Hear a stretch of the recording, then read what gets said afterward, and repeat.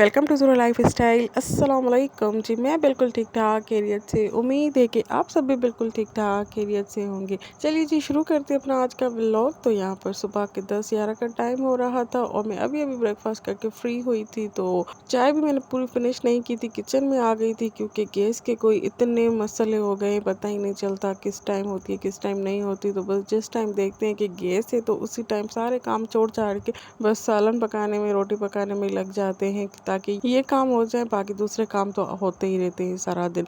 तो उसी वजह से बस मैंने चाय भी अपनी फिनिश नहीं की, किचन में आ गई थी, चाय भी साथ साथ पी रही थी और यहाँ पर मिक्स वेजिस वगैरह मैं कट कर रही थी। आज लंच में मुझे मिक्स वेज बनाने का दिल कर रहा था, तो इस वजह से बस मैंने कहा जल्दी से कटिंग करके इसे बना लूँ और उसके बाद ही मैं सारे काम कर लूँगी। तो उसके साथ साथ मुझे यहाँ पर चिकन भी मैरिनेट कर रही थी क्योंकि भाईजान ने भी कॉल की थी कि मैं बच्चों से मिलने आ रहा हूँ।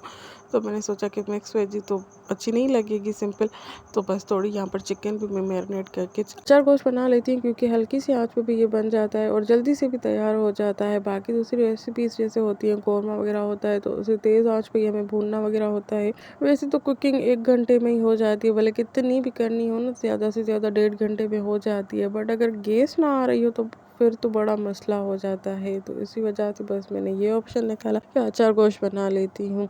बस ये अब क्या कर सकते हैं, ये सारी चीज़ें तो हमारी ज़िंदगी का एक हिस्सा बन गए हैं कि 4 महीने सर्दियों वाले आप गैस के लिए तरसते रहो, बाकी के 8 महीने आप बिजली के लिए तरसते रहो गर्मियों में। तो बस अल्लाह पाक ही हमारे मुल्क पे अब रहम कर सकता है। बाकी हमारे हुक्मरानों ने तो कोई भी कसर नहीं छोड़ी मुल्क तबाह करने में। पहले तो महंगाई होती थी, महीनों में होती थी, सालों में होती थी, बट अब तो हर दिन ही होती है, हर रोज़ ही होती है। एक दिन जाओ एक चीज़ लो तो उसके रेट अलग होते हैं, दूसरे दिन जाओ तो उसी चीज़ के रेट दूसरे हो जाते हैं। तो बहुत ही ज़्यादा मुश्किल वाला फेस हो गया है अभी इस पाकिस्तान में रहना। थोड़े बहुत ही भी जो इस्टेब्लिश है तो वो बाहर का ही ऑप्शन बेस्ट समझते हैं, बच्चों को भी बाहर सेट कर लेते हैं, खुद भी चले जाते हैं कि भाई यहाँ पर तो कुछ है ही नहीं, सर्वाइव ही नहीं कर सकते इतनी महंगाई में, रोज़ की रोज़ महंगाई बढ़ रही है। तो बस वो बाहर का ही ऑप्शन लेते हैं और चले जाते हैं, मौका देखते ही बस बाहर चले जाते हैं। बाकी जो लोअर मिडिल क्लास है या गरीब लोग हैं उनके लिए बहुत ही ज़्यादा मुश्किलों का दौर चल रहा है। मीन्स कि उनके लिए तो खाना पीना ही बहुत ज़्यादा मुश्किल हो गया, बच्चों की पढ़ाई या कोई लाइफ स्टैंडर्ड तो उनका कुछ बाकी रहा ही नहीं है। जो अच्छे से खाते थे पीते थे उनके भी हालात ऐसे हो गए हैं। तो बस अल्लाह पाक रहम करे। और ये जो महंगाई, बदअमनी, बेसुकूनी बहुत ही ज़्यादा दिन ब दिन बढ़ती जा रही है, तो उसके साथ ही हम सबका टेंशन लेवल भी और ज़्यादा होता जा रहा है। जैसे कि हम पहले छोटे होते थे तो हम गलियों में भी खेलते थे, ट्यूशन्स पे भी जाते थे, स्कूल भी जाते थे, अकेले ही आना जाना होता था, तो कोई भी ऐसी टेंशन वाली बात नहीं होती थी। इतना माशाल्लाह से पुरसुकून मीन्स माहौल होता था, कोई किसी नहीं देखता था कि क्या कर रहे हैं क्या नहीं कर रहे। बट आजकल बच्चों को स्कूल छोड़ते हुए भी जान निकलती है कि अल्लाह पाक इनको अपनी हिफ्ज़-ओ-अमान में रखे, खैर से जाएं और खैर से आए। जब तक बच्चे स्कूल होते हैं ऐसे लगता है कि जान ही सूली पे अटकी हुई है और जब तक घर ना आ जाए तब तक सुकून ही नहीं मिलता। तो बस अल्लाह पाक हमारे मुल्क पे रहम और करम फरमाए, आमीन। और यहाँ जी बातों बातों में मेरी मिक्स वेजी तो हो गई थी बिल्कुल ही रेडी। साथ में जी मैंने अचार गोश्त की तैयारी स्टार्ट कर ली थी। तो एक छोटा प्याज मैंने चॉप करके ब्राउन होने के लिए रख दिया था और भाईजान भी खैर से आ गए थे, तो ये डोनट भी साथ लेके आ गए थे क्योंकि इस मैडम ने फरमाइश की थी कि मामा मुझे डोनट खाने हैं। तो बस भाईजान भी लेके चले आ गए थे और ये यहाँ पर मैडम चॉइस कर रही थी कि मैं कौन सा अभी खाऊं और कौन सा बाद में खाऊंगी। तो बस बच्चों के यही काम होते हैं और ये सारा दिन ही ऐसे खेलते रहते हैं, आपस में एक दूसरे को उठाते हैं और फिर ऐसा गिरते हैं कि सारा घर ही सर पे उठा देते, रो रो के बुरा हाल कर देते। मना भी करते हैं कि ऐसे नहीं उठाया। तो भाईजान भी 11:30 बजे आ गए थे, तो मैंने कहा थोड़ा हल्का फुल्का सा ब्रेकफास्ट कर लो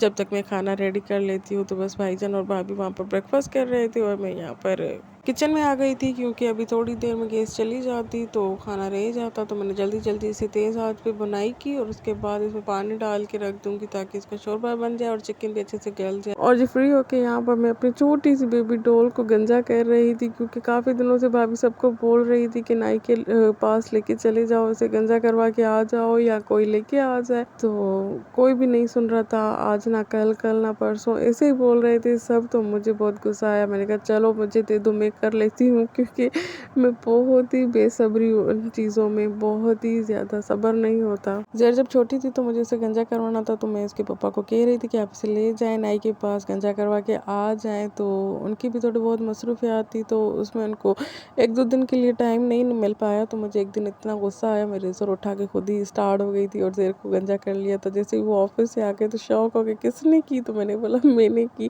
तो कहा कि तुम्हें तो हर काम आता है। तो बस उसी टाइम से मैं अपने बच्चों की खुद ही कर लेती हूँ। तो आज फर्स्ट टाइम मैं न्यू बॉर्न की कर रही थी, थोड़ा बहुत डर भी लग रहा था कि स्किन बहुत ही ज़्यादा सॉफ्ट हो रही है। बहुत ही ज़्यादा एहतियात और ख्याल से की, तो शुक्र अल्लाह का हो गई, कोई भी कट वगैरह नहीं आया और छोटी भी बिल्कुल ही रिलैक्स होकर सो रही थी। तो इस वजह से मेरे लिए और ज़्यादा आसानी हो गई थी।